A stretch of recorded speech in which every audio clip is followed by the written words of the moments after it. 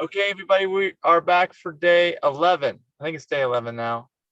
And it's the first day that I've had food in me for 24 hours out of the last 4 days because I fasted for 3 days. And then Denise has been fasting for 4 days now straight after taking a 2-day break on the weekend. If you haven't caught up, I'm just going to catch everybody up. So for me, I told Denise already today that it was very difficult for me to get going to work. I work outside with the landscape business I've had for decades, and today was pretty hot. It was like a summer day, and I was just dragging. I mean, it took me so long. I started eating food last night, but it was really tough. I mean, I'd say by the mid-afternoon, early afternoon to mid-afternoon, I was okay, but it took that long. It took close to 24 hours to get my energy back, I'd say. Wow. So that was for me fasting for 3 days. Yeah. And how about you, Denise? Well, I feel similar on day 4 as I did last week on Thursday, which was day 4. I had a shaky feeling in my arms and legs, and it took a long time for that to dissipate. It was probably 10 or 11 o'clock before I felt better. And this morning I was really shaky. And I've been conscientious about drinking enough water this time because I don't want to watch the scale drop and find out that it was just water loss. I'm trying to drink my water. And every time I get up, I feel dizzy. I feel faint. So I'm trying to get up slower, especially when I'm getting up from a resting position.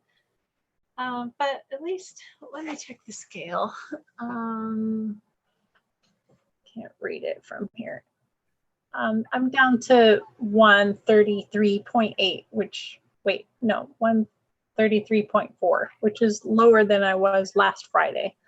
So that's encouraging. Yeah. Yeah. So yeah, I think I'm going to continue fasting through the weekend. I'm not going to break the fast just for the weekend because I heard it's bad for your thyroid. Yeah, that's just since last night you decided that after talking to Pericles. Yeah, after talking to Pericles, I don't want to cause my thyroid to shrink and not work anymore. That would be very bad. Yeah. And I rewatched some videos with Dr. Goldhammer from True North Health, and a lot of people go on a 40-day fast and they feel fine. So maybe days 4 and 5, the shakiness that will go away since I'm getting better at fasting. That's my hope. So I'm going to try to continue on for another week straight, and I'll break the fast the night before we go on our vacation. Yeah, and we did have some plans for the weekend, but like Denise and I talked about yesterday, we're not going to do them, and that'll be more of like a reward, I guess, for when we come back from vacation, right? We had plans to go for a vigorous bike ride, a 27-mile bike ride, and go have a vegan buffet lunch. But, bottomless brunch. Yeah, but I don't think that's a good idea. No, not now. We'll do it later. Yeah, we'll do it later. Some other time. And also, I want to say too, especially after my experience today, going back to work outdoors, I don't see how anybody can do this type of a fast unless you work in an office, number one, okay? And number two is, if you have to actually go to your office on a daily basis, it still may not be possible. That might be too much effort, don't you think? Yeah, because I've read feedback from people that have to drive to work and they get dizzy while driving, and that doesn't sound like a good combination. Yeah, so this is your opportunity. If you're out there watching, you're not sure, like during COVID, before you have to go back to the office, to do it now, right? Because you can do it without taking time off of work, and you can, actually, get it done. Other than, like, it would be a massive time off work if you're talking about 40 days. Yeah. Well, I'll mention another thing. After watching the True North Health video, it's about an hour and 45 minutes. I think I listened to it in the car with you before, Mike. But now that I re-listened to it, I've picked up a couple of new tips. one of them was Dr. Goldhammer had a patient who had stage 4 lymphoma. That's what killed my dad. And I just sent my sister a link on fasting, and I said, I wish I would have seen this before my dad passed away. And the other thing was, Well, what happened? What is potentially reversed? yeah, it went away. This lady had tumors all over her body and her chest. You could physically see them. They were like almost protruding. That they were causing bumps on her chest. And her oncologist thought that fasting was a bunch of quackery. That it was medically, um, how would they say it? Irresponsible to suggest that a patient fast. And so she went against her doctor's advice and went to True North anyway, and her lymphoma was reversed. She even had a PET scan 3 years later, and there was still no more cancer in her body. So there was an article published in a British Journal of Medicine about this. Yeah, that the journal was hesitant to publish it at first, but Dr. Goldhammer insisted, and they did publish it. So that was great. And the other thing is, one of my high school friends complains about chronic pain and some kind of lymphatic disorder. She's had surgery. She's even considered having her leg amputated just to do away with the pain. Oh my gosh.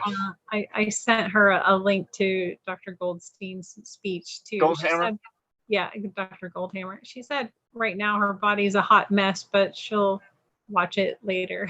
Oh, that's good. Yeah. Yeah, I hope she watches it. Yeah, because I mean, I guess it's hard to believe that people haven't been talking about this before, because it seems like a lot of the issues that people have, they're like, well, I don't want to, have to change my habits for a lifetime or whatever. Or, I want to just have fun with my life or whatever. But it seems like with fasting, if you have a medical problem, like if somebody already has one, hopefully it'll prevent you from getting one. But if you already have one, it's not much time at all spent to get massive benefits. Yeah, we're talking a few days, and those are the people that are most likely to stick with the program, because once they get rid of their chronic pain, it's really empowering. It's a good motivator. They don't want to go back to eating sugar, salt, and oil and dead, decaying flesh, as Dr. Goldhammer likes to call it. Yeah. Okay. So that's good. All right. Well, I'm glad that you have these motivating things, because I know that it's tough. The biggest challenge with this fasting is the mental part. I think, having done it for 3 days, So glad you're feeling better. yeah. Tomorrow should be fine, I think, at this point. But this morning was just really bad. I mean, I felt like I just didn't have any energy, and I'm like, I have to work outside all day. So yeah, that's sad. Well, I'm looking forward to Saturday. That'll be my first time experiencing a day 6 on a fast. Yeah, so I'll have to actually extend this. I had 15 videos in this series, so we're actually going to probably end up having more than 15 altogether. Good. So anyway, I'll have to change the numbering on this. I think. Well, anyway, I'll figure it out. So that's it. No more feedback. Yep, that's it. All right. Well, I hope you have a good day tomorrow. We're video chatting again because this is my 1 day away, and I'll see you tomorrow. Yeah. Okay. See you tomorrow, folks. Thanks for watching. Bye.